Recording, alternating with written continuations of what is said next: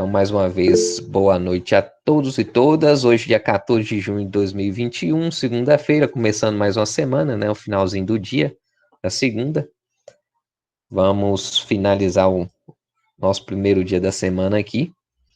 E a gente vai ver essa situação aqui do envio da atividade primeiro. E depois eu passo para a Márcia aqui, para a gente mostrar o porquê que ela deve estar tendo um probleminha aí na hora de gravar a informação. Eu vou compartilhar minha tela.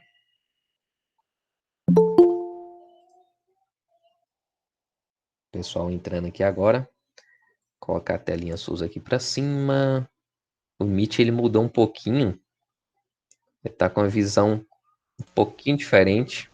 Bacana, viu?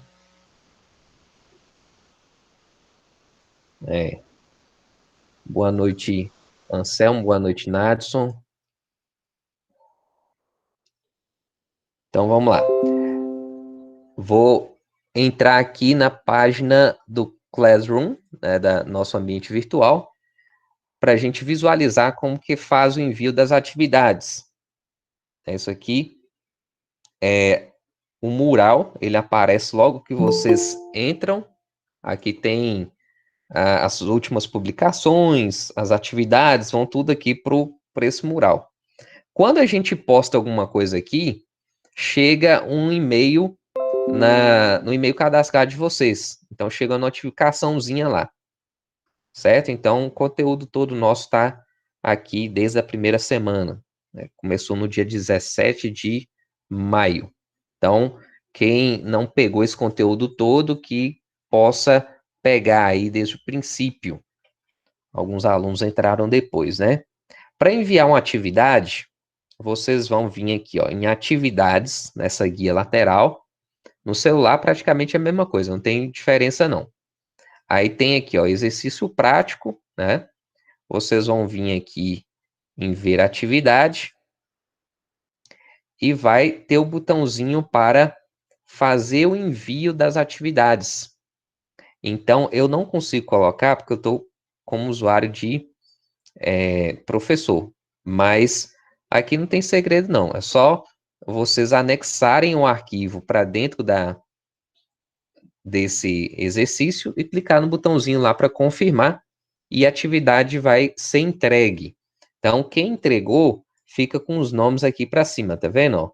E aqueles que estão aqui embaixo são os que vão entregar ainda. Como a gente ainda está no prazo, tá ok, né? É só para a gente lembrar que o envio das atividades tem que ser feito a partir desse itemzinho aqui, porque se a gente fizer lá no mural, eu posso até ver, mas na hora de lançar a nota, não vai ficar legal. Então, é importante que vocês façam por aqui. Então, clica lá em atividades, seleciona a atividade que vai ser enviada e confirma a gravação. Isso aqui é muito simples mesmo. É como se fosse anexar um arquivo no e-mail, rapidinho vocês mandam o arquivo, ele vai estar salvo aqui. A data final aqui a gente colocou para o dia 18 de junho, às 18 horas. Então, é nessa sexta-feira, a gente tem a semana toda para fazer essa atividade. Qual é a atividade que tem que ser feita? Então, só lembrando aqui, a gente clica no arquivo, né, vai aparecer aqui o exercício. Tem a criação do banco de dados, que a gente pode dar o nome de FIFA, e depois nós vamos criar uma tabela que chama Melhores do Mundo. E depois disso, nós vamos criar essa sequência de cadastros aqui, né? São 29 cadastros. Inclusive, essa estrutura dessa tabela aqui, deixa eu ver se eu mandei para vocês. Se não, não tem importância não, porque dá para pegar também. Eu acho que eu mandei sim. No finalzinho do material, ela... Não, não mandei não. Hein, professor, quando a gente envia, vai para um drive que é da turma que você tem acesso, é isso? Ela vai para essa organização aqui, ó. Porque quando eu clico aqui em cima da atividade, ele mostra todos os que forem entregues, né? Agora Gilberto enviou direitinho, Gilberto, tá certo, ó, tá vendo? Que o nome dele já aparece aqui com a atividade que ele enviou. E o que está do lado direito? Volta uma tela aí.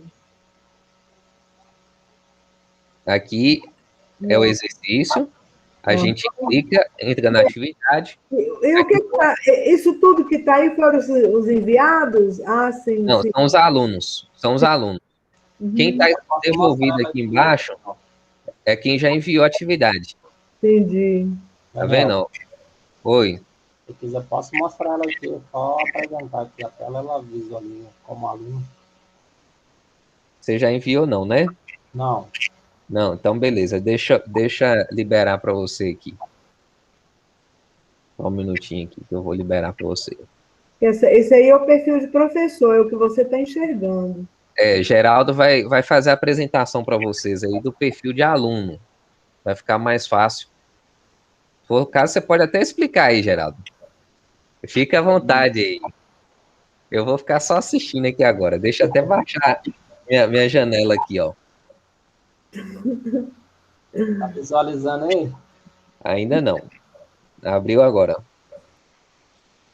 Aí. Agora Visualizou? sim. Aqui, ó. Você vai entrar aqui no exercício. O exercício aqui. Aí vai aparecer isso aqui. Adicionar ou criar um arquivo. Aqui Isso. você tem a opção do Google Drive, um link. Arquivo aqui você vai buscar dentro do seu computador. Qualquer pasta aqui, né? Aham. No caso aí do Word que você vai fazer. E você pode também salvar do Drive. Diferente, não está aparecendo esse campo aí de enviar. Será Começar que. de novo aqui, ó. Adicionar ou criar. Pois é, esse campo não tem aqui no meu visualização. Eu posso mandar para vocês um print. Quer ver? Ok, vou, Vê se embaixo tem ver atividade, Márcio. Peraí. Mas deve ter. vou iniciar lá do início, lá, ó. Vou botar aqui, ó. Atividades, Ver atividade, ok. exercício Sim. prático, Ok. ver atividade. Ok, agora sim, clicando em ver a atividade, a gente enxerga. Aí Isso. Aí aqui está o exercício para você fazer com os links. Aqui, Isso. adicionar o arquivo. Depois de você fazer o arquivo, vai estar pronto. Aí você vai adicionar. Aqui tem várias opções, ó. Você pode salvar no Drive, um link, um arquivo dentro do computador, documento aí do Google, né? Tem vários. Uhum. Geralmente um arquivo aqui, ó. O upload quer subir. Aí você procura no computador onde que tá, em documento, download, aí procura. Vai embora. É isso aí, eu entendi. Beleza, obrigada. Tranquilo. Bacana, Então é isso Daniel. aí. Voltando à aula Bacana. aí. Valeu. Valeu, Geraldo. Tá bom. Isso aí. Tudo bem. Então, o envio das atividades é dessa forma aí que o Geraldo explicou. Beleza? Agora a gente vai ver aqui, ó, uma outra situação, mas é coisa bem rapidinha. Essa estrutura aqui, vocês vão fazer lá usando o SQL Online, né, que é aquele site lá que eu mostrei para vocês. Vocês vão entrar aqui, ó, sqlonline.com. Aí, uma coisa que não podemos esquecer de forma nenhuma é que quando a gente acessar essa plataforma, vocês vão clicar aqui, ó, em MariaDB. Por que MariaDB? É a versão gratuita do MySQL, a versão open source. Quando a gente clica nele, a gente vai lá e clica naquele botãozinho, ó, Click to Connect. Então, a gente conecta nesse banco de dados MariaDB. Aí sim, a gente pode, isso, SQLiteonline.com, isso. O endereço é esse mesmo. Aí sim, a gente vai poder fazer as consultas aqui. Se a gente ficar muito tempo você está clicando em cima, né? Provavelmente deve ser. Então, você vai clicar em MariaDB. Não, já até aconteceu de eu ter feito uma vez em cima. Já aconteceu. Aí eu refiz, clicando no MariaDB, Connecting, conectei, e aí que eu comecei. Create table, papapá, papapá, e fui. Então, é assim mesmo. É exatamente isso. Faz a conexão aqui com MariaDB, cria a tabela a partir dele e vai fluindo, né? Então, aqui, ó, que vocês têm que imaginar quantas colunas que eu tenho nessa tabela. Conta aqui, ó, 1, 2, 3, 4, 5 colunas. Então, informação útil que eu tenho que olhar, é só de observar aqui, eu já sei. O que que esse conjunto código aqui tem? Tem um número, beleza? Esse número é o identificador da tabela? É. Então, ok, minha chave primária. Primary key. É. Isso. Aqui o jogador é o quê? É nome. Nome coloca letra. Então, vai achar. País também é a mesma coisa. Posição também. Né? Vai achar. E ano, aqui vai ser um número inteiro. Int. Então, isso. Da gente olhar a estrutura aqui, a gente consegue montar aquela consulta de criação da tabela. Então, muitos já fizeram, vou fazer a estrutura dessa tabela aqui, ó, de forma bem rápida.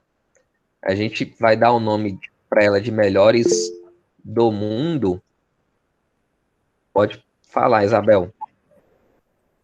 Então, professor, eu estou com uma dificuldade na hora de fazer essa tabela, na hora de inserir os dados. Porque eu inseri conforme você mostrou nas aulas, só que não aparece na tabela. Então, Márcia falou a mesma coisa. A gente vai até inserir uma informação aqui para ver o que pode estar acontecendo. Tá bom. Aí vocês vão tentar executar novamente depois da aula, ou amanhã, ou depois, né? Que seja essa semana para entregar no prazo certinho. E vocês, se tiverem algum problema, vocês vão me chamar. Aí fala, ó, deu problema, a gente não conseguiu fazer. Não, mas vai dar certo, vai dar certo. Vamos pensar assim. De qualquer forma, eu já estou com os prints que eu posso te enviar. Esse dos Words que eu tentei fazer ontem e hoje pela manhã. Aí eu fiz um relatóriozinho assim, ai, tudo começou tão bem, aí print. Aí foi, mas agora ferrou tudo, pronto, tchum. Tá, você pode até mandar, mas de qualquer forma, eu vou dar uma olhada e ver se falta mais alguma coisa. E lá, mesmo que você já enviou uma vez, é possível você atualizar o envio. É possível você mandar de novo, viu? Ok, então. Então, vamos lá. Eu vou criar esse estudo bem rapidinho aqui. Então, a gente tem a tabela Melhores do Mundo, né, que a gente vai criar, com esses 5 campos. Então, código, jogador, país, posição e ano. Então, coloca aqui. Oi. Começar, você falou dos print aí, cada vez que eu executando, vai mandando print? Sim. O código?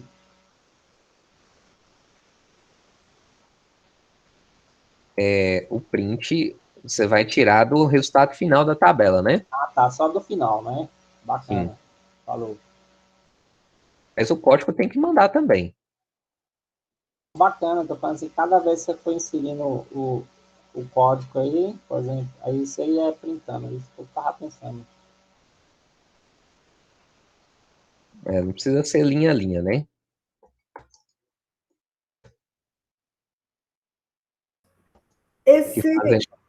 Esse not null, ele aparece só no primeiro varchar ou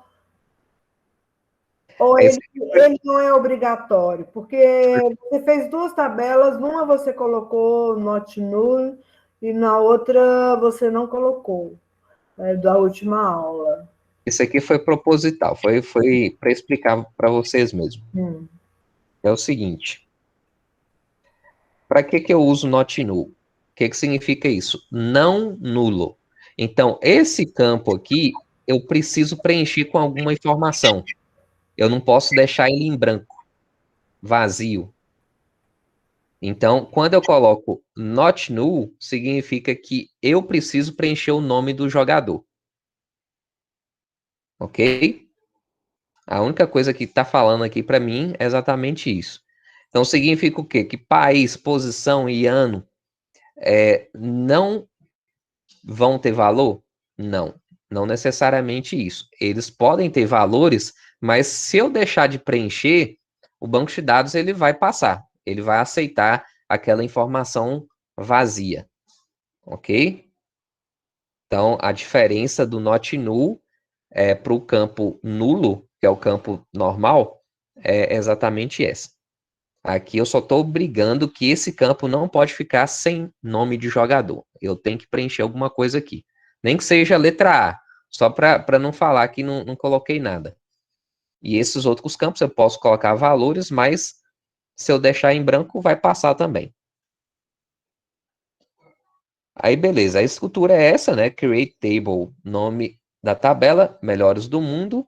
O código é o nome do campo da chave primária da tabela. Então, inteiro, ou seja, números inteiros, primary key, chave de identificação, que a gente vai falar mais sobre isso nas próximas aulas. Autoincremente significa que quando eu inserir uma informação, esse código ele vai ter uma numeração automática. Então, o primeiro jogador vai ser o número 1, quando eu inserir o próximo vai ser o número 2, o próximo 3, 4, 5 e assim por diante. Depois vem um campo jogador, que a gente fala que é varchar 80, significa que são conjuntos de caracteres, no máximo 80 letras. Se for um nome maior, vai ter um nome maior. Então, posso colocar 100, posso colocar no máximo 255 caracteres nesse campo aqui. Geralmente, 100, 150, 200, ele já pega quase tudo. Mas, no máximo, eu posso colocar 255 aqui, se eu precisar. Nesse caso, né, já tinha explicado para vocês, o not null é para obrigar que eu coloque um valor para esse nome de jogador. País, posição também são varchar, então são duas informações de caractere. Oi, Pedro. Ô, professor, uma dúvida aqui, pode ser meio bobo, mas, por exemplo, o varchar ali, ele pega 255 caracteres no máximo. Se eu colocar, por exemplo, 300, dá algum problema na execução do código? Dá. Entendi. Aí tem outro tipo de campo que ele aumenta a capacidade. Tem o campo que a gente chama de tiny text, que é um pouquinho maior, e quando eu preciso de mais texto, que é um texto gigante mesmo, aí eu coloco o text no lugar do varchar. Eu tiro isso aqui, né? Quando eu preciso de muito texto, eu deixo desse jeito. Mas são campos especiais. O tiny text é como se fosse assim, texto magro, né? É um texto, um parágrafozinho maior do que os 255 caracteres, mas não tão grande. Então seria assim, ó. Aí depende do caso, né? Beleza. País, posição, varchar também, e ano com inteiro de 4 dígitos, certo? Vou executar aqui, ó. Quando eu faço a execução, ele já cria a tabela para mim. A gente percebe aqui do lado esquerdo, tem essa estrutura, que está escrita aqui melhores do mundo, então a gente consegue perceber que tem uma estrutura de tabela. Quando eu venho aqui e dou um select asterisco from o nome da tabela, melhores do mundo, eu posso executar aqui e ver a estrutura. Só tem um detalhe, né, que isso eu observei todas as vezes que a gente mostrou isso aqui. Se eu executar esse comando aqui, desse jeito, ele vai dar erro. Por quê? Porque ele vai tentar criar a tabela novamente e eu não posso fazer isso. Então, vai acontecer isso aqui, ó. Falando que a tabela melhores do mundo já existe. Então, para a gente executar, eu vou comentar essa linha aqui da criação dessa tabela, aqui, ó, e agora eu executo essa consulta. Então, a consulta que vai estar valendo vai ser somente essa aqui, ó, porque ela não está comentada, né? Então, o comentário fica nessa região do barra asterisco, asterisco barra. E o select asterisco from melhores do mundo pega todos os campos da tabela que nós acabamos de criar. Como não tem informação nenhuma, ela aparece desse jeito, sem linha de informação nenhuma. Mas aí é que tá, né? No caso aí, Márcia teve problema, Isabel também teve problema. A gente vai olhar aqui o que eu posso fazer para inserir informação. Eu espero que dê certo aqui, né? Como eu falei, aqui não tem muito segredo, não, mas pode acontecer alguma coisa que a gente não saiba exatamente no momento que ele não vai inserir informação. Mas tudo na informática tem uma forma de resolver. Então vamos lá, eu vou inserir informação nessa tabela aqui, ó. Vou colocar insert into o nome da tabela, melhores do mundo. Vou abrir um parênteses e colocar os nomes dos campos que eu quero inserir informação. No caso aqui, eu não preciso colocar código, porque o código é de autonumeração, autoincremente. Então, posso colocar aqui, ó, jogador, país, posição e ano, que são as 4 informações realmente que eu quero inserir. Outra pergunta que eu tenho para você. E os caracteres especiais, posição, a gente usa isso ou não? No português? Ou acento no país ali? Nada disso? Não, a gente pode colocar esses caracteres acentuados dentro dos dados da tabela, mas eles não podem ser nomes de campos. Igual país e posição são nomes de campos dentro da estrutura da tabela, então eu não posso usar. Outra coisa, se eu tiver espaço, eu coloco underline para representar que ali é uma ligação, né, de um texto com outro. Quem levantou a mão aqui? Deixa eu ver. Alguém levantou a mão. Luiz Gustavo, pode perguntar. Então, na hora que eu estava inserindo lá os últimos dados, tem um nome lá do Luca Modri, um negócio assim, Sim, e esse Modri tem um acento agudo no C dele. sim. Como eu estava com preguiça de procurar o acento agudo no Google, eu copiei direto do PDF e colei dentro do insert lá. Dá E erro. não deixou inserir. Deu erro. Aí quando eu coloquei o C normal, foi tranquilo. Sim. Tem alguns caracteres aí que ele não aceita, não é nem por conta do banco de dados em si, é por conta mais da plataforma. Ah, Ele vai sim. barrar por conta disso. É a Mas questão não do. foi o caractere? Achei que tinha sido porque eu tinha colado do PDF, alguma coisa do tipo. Foi mais informação que ele Não. queria.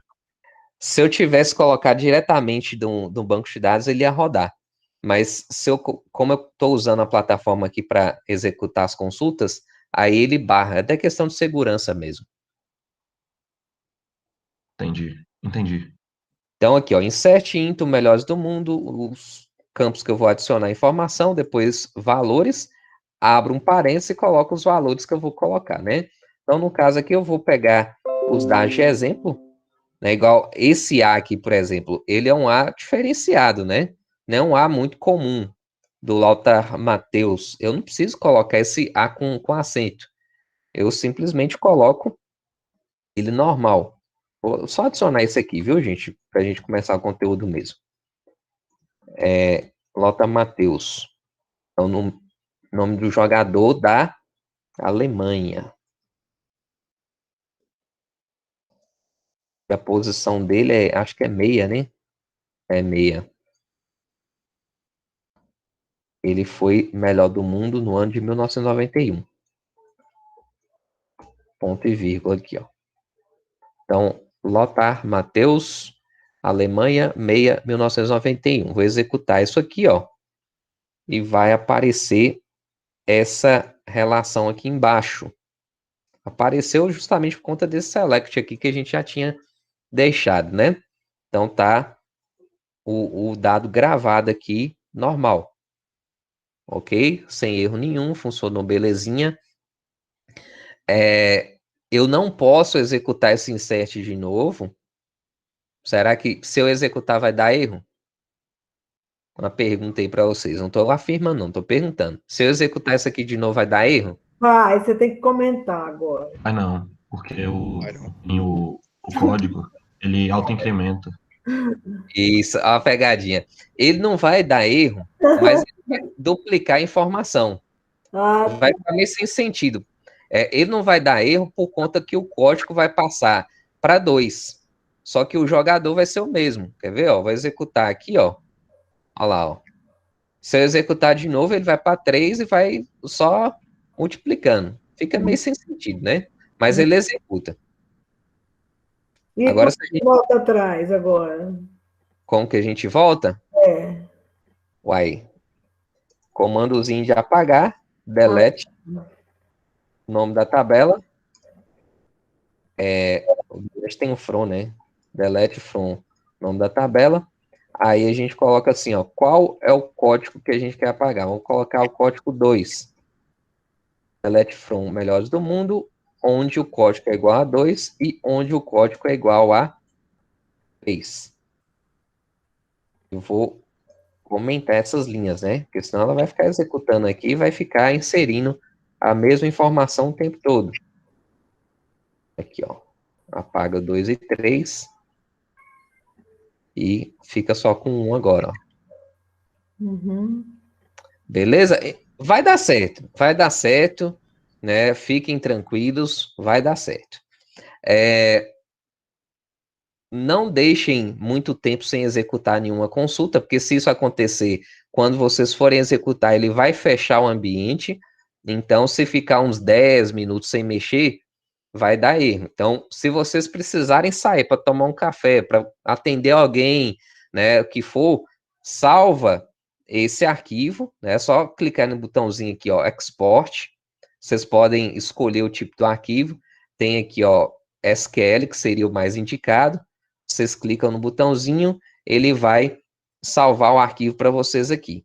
Outra forma de fazer isso, que eu acho até melhor, normalmente é o que eu uso mais, eu clico na janelinha e pressiono Ctrl A.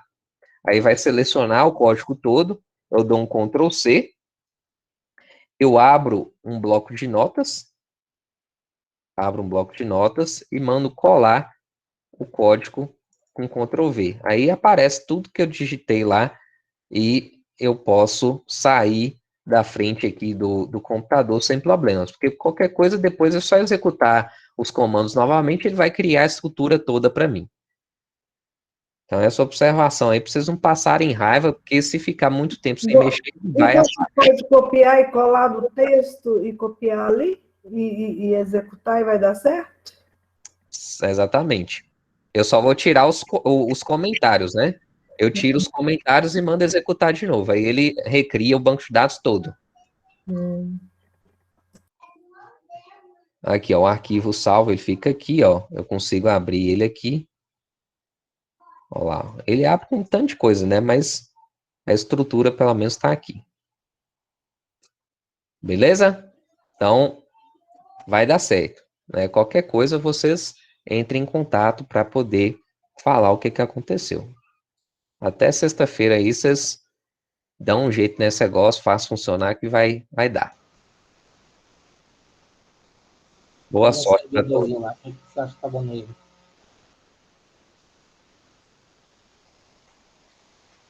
Resolveu, né? É engraçado, o pessoal fala isso mesmo. Fala, ó, eu tô tentando esse negócio já tem tempo aqui.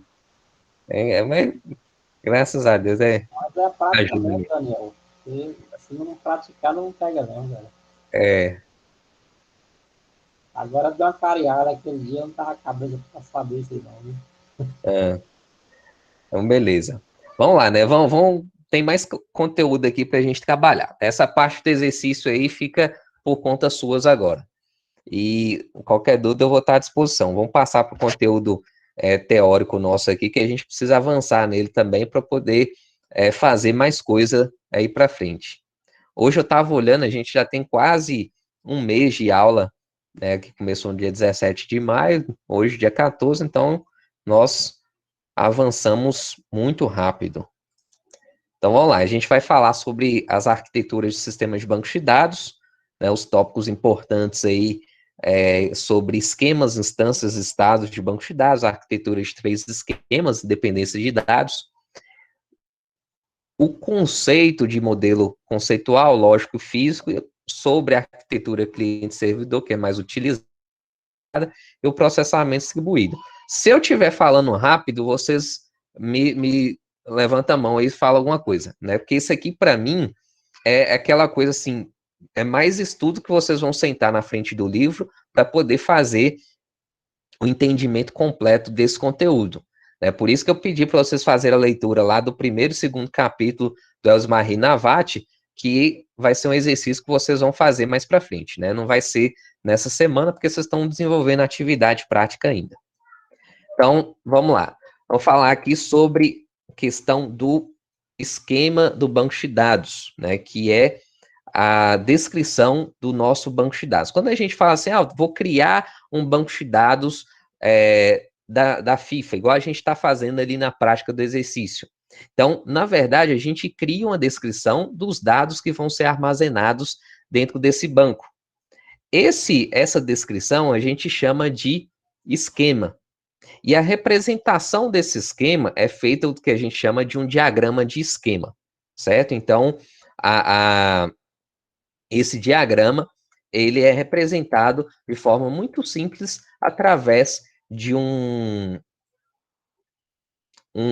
vamos dizer assim, um desenho parecido com esse, né? O diagrama é um desenho, uma representação gráfica. Então, aqui tem um esquema de um banco de dados que chama empresa, e aqui a gente tem o esquema da tabela empregado. Então, empregado é o nome da tabela, e aqui são os campos que eu tenho dentro dessa tabela. Então, primeiro nome, último nome. Isso aqui é como se fosse a inicial, né? A identificação. SSN é um código, ele está até sublinhado aqui, ó. A matrícula, né? Como se fosse a matrícula do empregado, data de nascimento, endereço, sexo, salário, super SSN, identificação, DNO, que normalmente representa o número do departamento que ele trabalha. Então, essa é a representação simples de um esquema. Então, se a gente for olhar até aquela tabelinha que a gente construiu ali, ela tem uma forma de esquema também. A gente poderia colocar lá melhores do mundo, que é o nome da tabela, embaixo os campos que a gente vai representar, né? Só para a gente deixar claro realmente o que a gente vai ter dentro daquele conjunto. Então, os dados reais que são armazenados dentro de banco de dados, eles mudam com muita frequência. Quando a gente insere informação dentro de um banco de dados, normalmente é para ele ser alterado com certa frequência. O banco de dados, normalmente, que você está utilizando aí com 1 ano, 2 anos, ele já tem milhares de linhas de informação.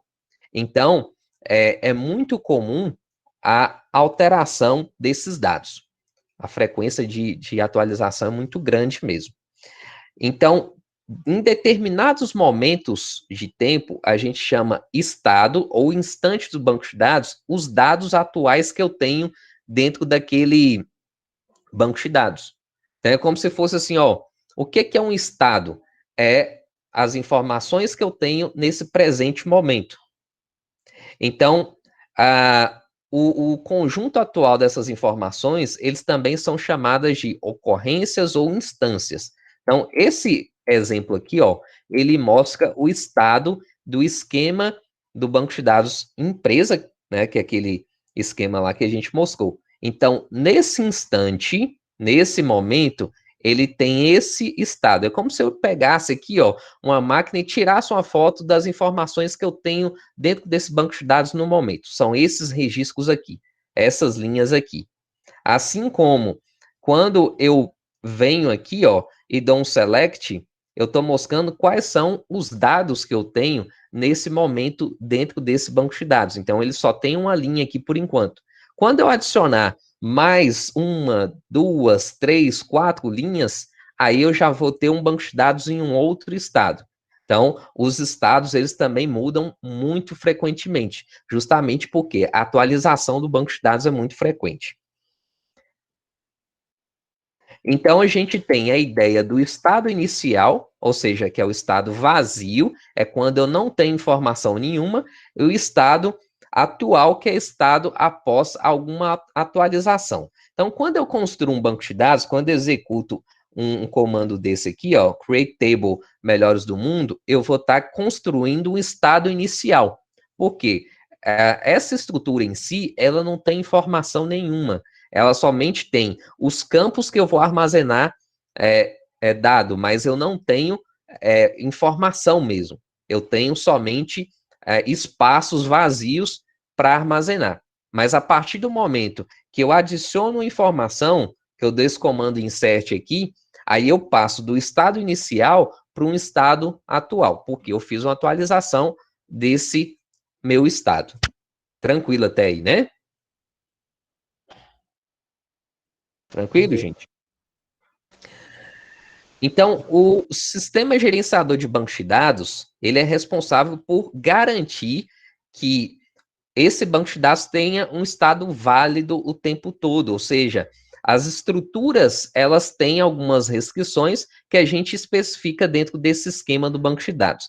Quais são essas restrições? Tem coisas que são básicas aqui, por exemplo, quando eu coloco um campo código do tipo int, eu não posso colocar uma letra dentro desse campo, senão eu vou ter erro aqui, né? Então, se eu coloco código int, significa que ele só pode armazenar números. Se eu colocar uma letra, eu vou ter erro. Então, o sistema gerenciador de banco de dados já tem que garantir que esse estado consistente, estado válido, aconteça. Então, coloquei letra num código de números inteiros, vai dar erro. Isso é certo.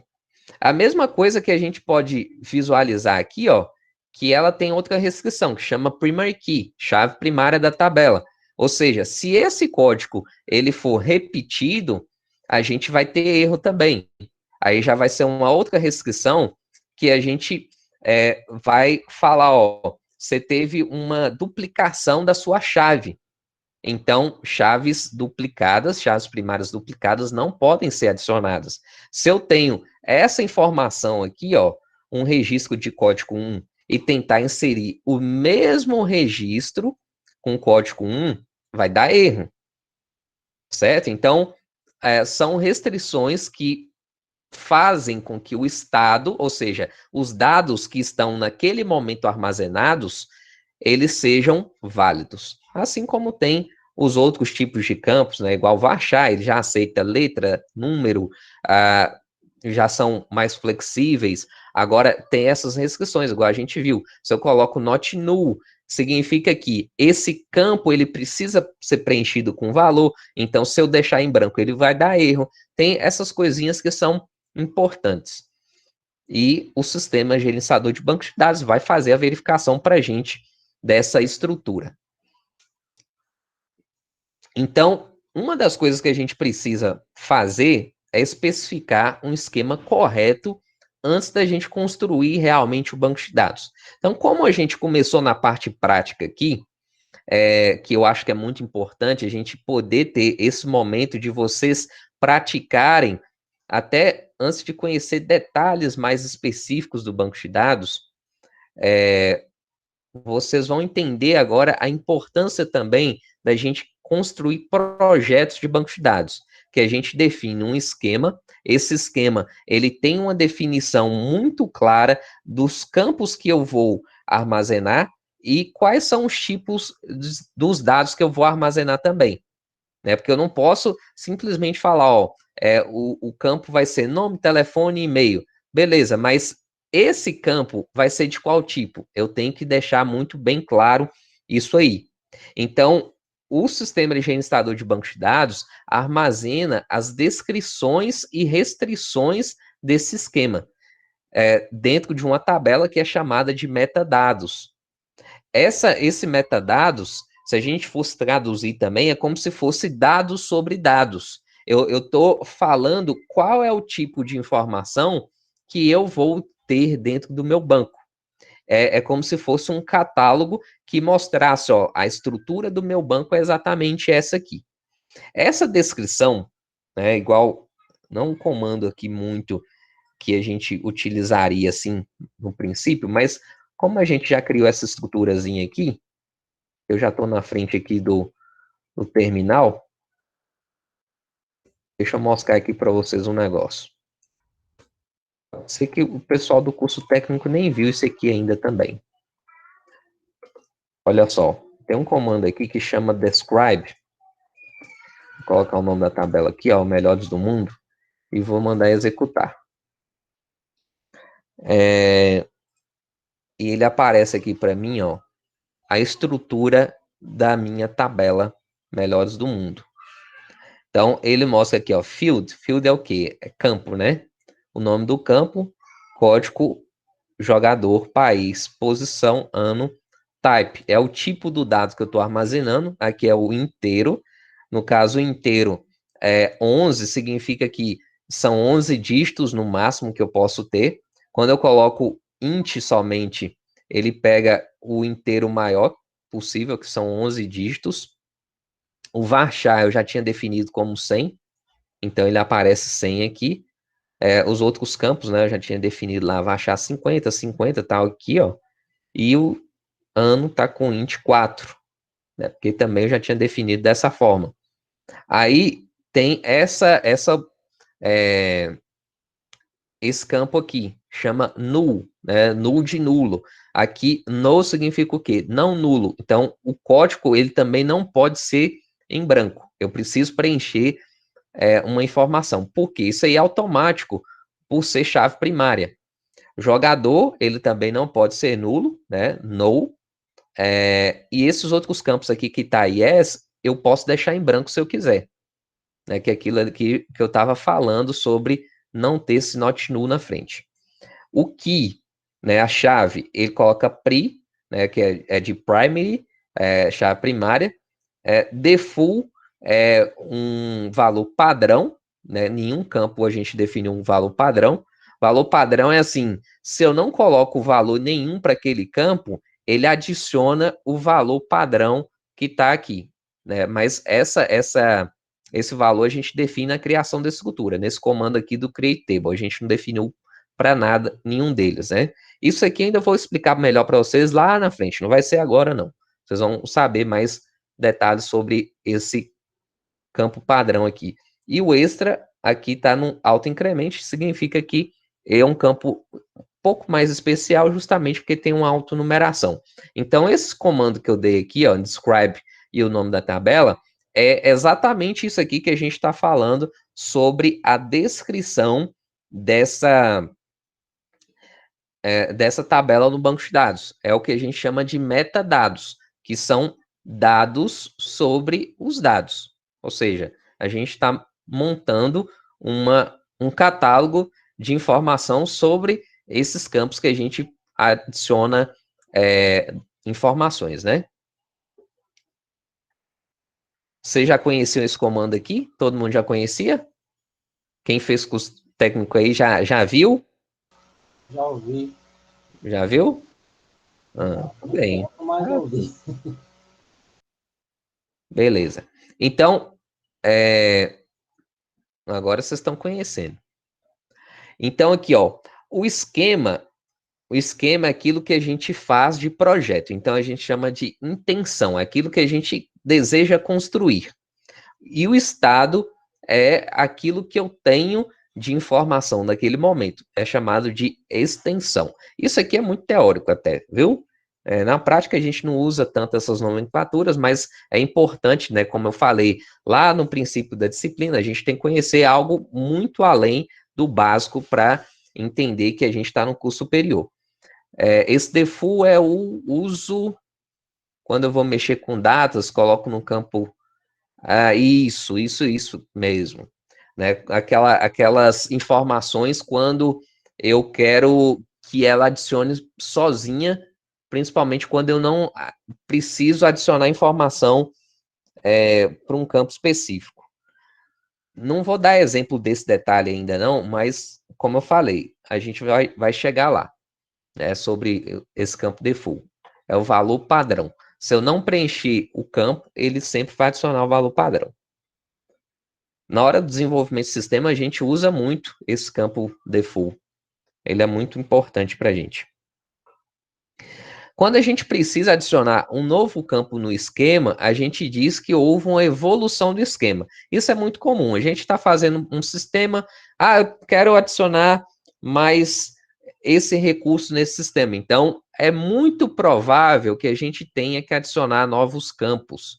Esse campo adicional, ele vai falar que está fazendo evolução nesse esquema.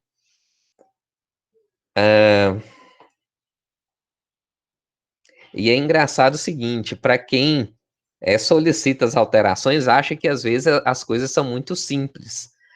Muitas vezes pode até ser, mas algumas, essas pequenas mudanças mexem na estrutura inteira do banco de dados. Aí dá um pouquinho de trabalho.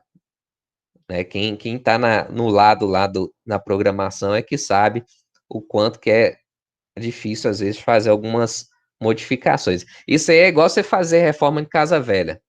Quando a casa é nova, você vai modificar, vai colocar alguma coisa, normalmente as coisas são mais fáceis. Mas vai mexer com coisa velha que vocês vão ver que sempre dá BO. Você quebra um lugar, acaba tendo que mexer em outro. Sempre tem reflexo em outras pontas que a gente nem imaginava. Aí... Olha o preconceito, professor, com as coisas velhas. Você está falando isso, mas você sabe que é assim, quando você está mexendo com casa, principalmente, o negócio não é brinquedo, não. Você descobre cada coisa que você fica impressionado. Eu fui fazer uma pintura aqui mesmo, essas 2 semanas para trás. Você tá doido? Eu tô querendo que o negócio acabe logo. A gente já finalizou tudo e ainda assim tem uma coisinha ou outra para ajustar, né? Vou ver se amanhã a gente termina 100% do serviço nosso aqui. Mas vamos lá. A arquitetura de 3 esquemas, né, que é conhecida a distribuição dos níveis de banco de dados, é principalmente com o objetivo da gente ter uma classificação mais conceitual de como os bancos de dados são construídos. Tem 3 níveis, sendo que um nível mais embaixo, a gente chama de nível interno, que ele tem a descrição da estrutura do armazenamento do banco de dados, a estrutura física mesmo. Isso aí, normalmente, a gente não tem acesso. Então, quando fala assim, o programador mexe com isso, não.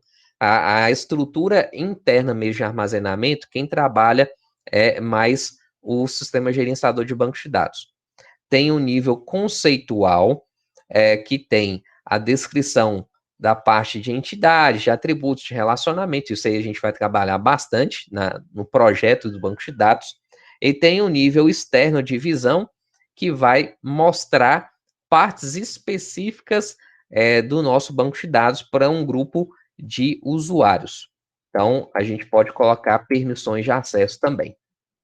Então, tem essa parte aqui, usuários finais, que visualizam as informações, a visão externa, visão 1, visão N, né, que significa que pode ter várias visões.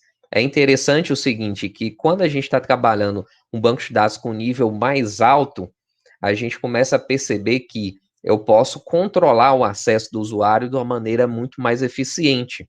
Então, é muito comum, quando a gente está aprendendo, a ter um usuário só que faz tudo dentro do banco de dados. Só que isso aí não é o mais legal de se fazer.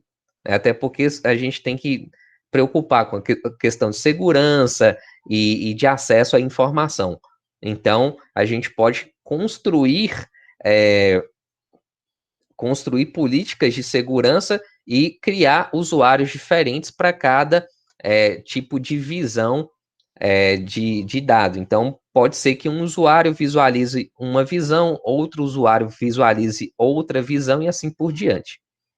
O esquema conceitual é o chamado esquema lógico, que a gente tem a visão de construção do banco de dados como um todo, é o projeto do banco de dados, é uma das fases mais importantes que a gente tem, que é o que a gente vai estudar nos próximos dias, e a gente tem a parte também do esquema interno, que é a parte física de armazenamento. Então, tem muitos comandos que a gente não tem acesso, e aqueles comandos que a gente tem acesso são aqueles mais voltados para a parte da manipulação dos dados, né, como SQL, etc. Mas, internamente, a gente não consegue saber como o sistema gerenciador faz a execução disso, porque ele é mais, assim, a construção dele é muito mais sofisticada, né, muito mais complexa. Eu vou programar as aulas direitinho, gente, até eu bati esse estalo aqui agora, como nossas aulas, elas são programadas sempre para o finalzinho do dia, pode ser que algumas quintas-feiras, que é o horário que a gente está programado também, de trabalhar, eu possa entrar ao vivo com vocês. Eu falei que a gente ia fazer um encontro semanal toda segunda, mas pode ser que seja necessário que a gente entre também na quinta-feira, em algumas semanas, justamente para a gente poder avançar mais com o nosso conteúdo. Beleza? Não vai ser essa semana agora, não, né? Vou deixar vocês fazerem atividades suas, mas pode ser que eu marque algumas quintas-feiras à noite também. Beleza? É para a gente poder avançar direitinho, porque acaba que quando a gente entra 9 horas, quando dá 10h10 no máximo, a gente já está encerrando, né? Até para não ficar aquele trem cansativo. Daqui a pouco vocês estão dormindo aí, né? Eu só não consigo ver porque dificilmente vocês ligam a câmera. Mas tudo bem, já que vocês confirmaram aí, muito bom. Tem que dar uma risadinha aqui.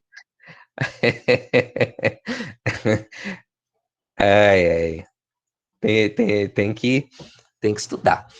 Então, a maioria dos sistemas gerenciadores de bancos de dados não separa diretamente esses 3 níveis de forma completa. Então, a gente mas vai conseguir dormir também. Eu também não consigo dormir cedo, não. Então, a maioria dos bancos de dados não tem essa divisão explícita, né? Essa divisão de 3 camadas. Por quê? Porque isso acontece de forma muito natural. A gente tem a visão do usuário, a parte terminal lá de execução de consulta, tem um esquema que a gente monta e faz a construção desse esquema conceitual a partir de um modelo, e o esquema interno, que é a construção física do banco de dados. A gente não precisa ter essa separação tão próxima, assim, da definição muito formal, igual está aqui. Mas ela sempre vai existir, esses 3 níveis dentro da arquitetura da construção do banco de dados. Uma arquitetura que tem muito essa divisão é a arquitetura chamada ANSYS Spark. Ela é utilizada principalmente em bancos de dados mais antigos, mas ainda assim ela é utilizada comercialmente em algumas empresas, principalmente bancos, né, que utilizam tecnologias mais antigas ainda, tem essas arquiteturas definidas. Mas vocês vão ver que a preocupação nossa aqui, na prática, é muito diferente. Isso aqui é muito teórico, né? Isso aqui é muito teórico mesmo, mas a gente tem que estudar. Pode falar, Geraldo. Quando você falou que tem só nos bancos pode usar essa arquitetura antiga, né? Quando as empresas todas funcionam, praticamente usam o próprio MySQL. Aí vamos supor que eu estou numa empresa, tem um banco de dados lá. Aí, por qualquer motivo, eu vou para uma outra empresa e preciso do banco de dados, aí dá ele. Seria alguma coisa que essa diferença aí que você falou de um banco de dados muito antigo, que não é compatível? Não. Eles possuem compatibilidade. Sempre vai ter alguma ferramenta ou outra que vai permitir essa integração entre eles. Mas quando eu falo de bancos utilizarem essas arquiteturas mais antigas, é porque eles trabalham com dados muito históricos. Então, acaba que as tecnologias deles ainda trabalham com essas ferramentas mais pré-históricas, né? Até a linguagem de programação, que a gente não é muito comum de utilizar, COBOL, Fortran, eles até hoje ainda têm uma coisa ou outra, né? Que é coisa assim de mainframe, né? Que por mais que eles tenham feito uma mudança na estrutura tecnológica, algum sistema ainda está funcionando com aquele negócio lá. Mas a integração, ela sempre existe. O universo de banco de dados, ele é muito grande, né? E é muito importante para as empresas. Quando a gente fala de informações bancárias, então a gente entende que tem uma preocupação muito grande. Eu tenho um irmão gêmeo, né? Eu já tinha falado com vocês. Ele trabalha na TI do Banco do Brasil. Então, algumas coisas a gente conversa de vez em quando, assim, é muito por alto também, não pode dar muitos detalhes, até questão de contrato de trabalho deles lá mesmo, mas eles têm muita tecnologia dentro de Brasília mesmo, que é onde que ficam lá os grandes parques tecnológicos do banco. Trabalha Do 30 Brasil. dias, né? Não rachei fora, né? Banco é dor de cabeça, viu? Trabalhar em casa tem que ser muito bom, né? Né, mas isso aí faz parte, né? Faz parte de todo lugar. Dor de cabeça você pode ter ali na esquina, se você quiser. Trabalhando na esquina. Às vezes você tá com uma barraquinha de cachorro quente, você ainda pode ter dor de cabeça. Depende de como é que você enxerga as coisas.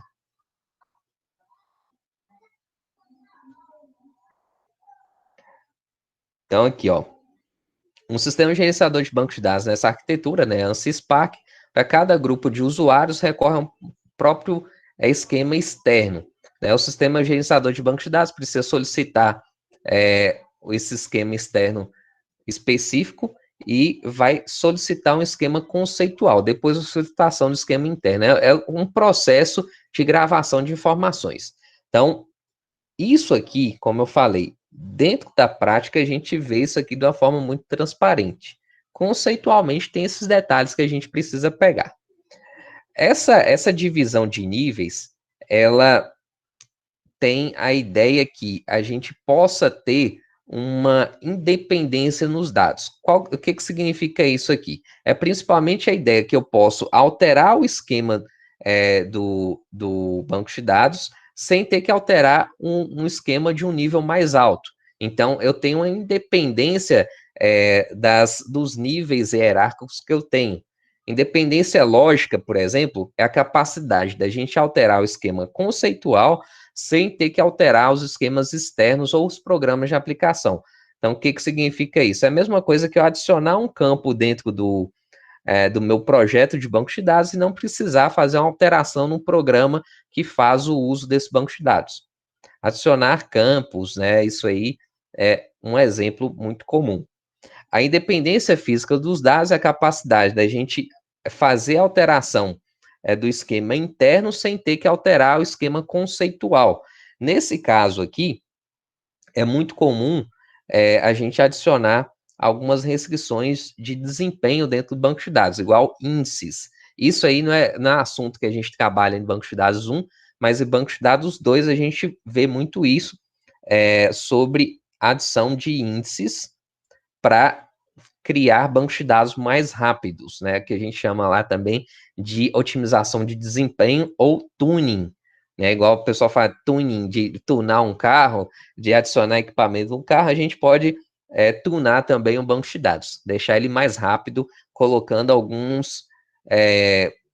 algumas instruções específicas nele. Só que é um conhecimento mais avançado, né? A gente precisa entender a estrutura básica aqui primeiro. Aí vamos lá. Não vai levar muito tempo não, viu, gente? Daqui a pouco a gente encerra.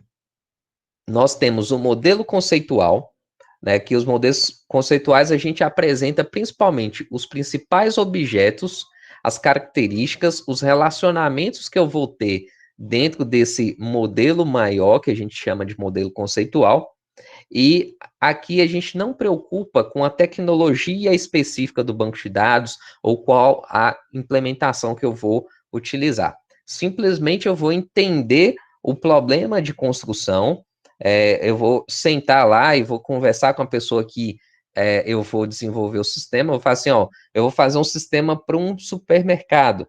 Então, eu vou sentar lá com o pessoal responsável por esse projeto para eu entender o que eu vou fazer aqui, o que eu vou armazenar, quais são os dados que vocês precisam, o que a gente precisa colocar nas tabelas para a gente poder saber se está tudo certinho. Então, por isso que fala assim, que é muito utilizado para o nível de conversação, para a gente entender realmente se os dados que eu estou armazenando, eles são suficientes.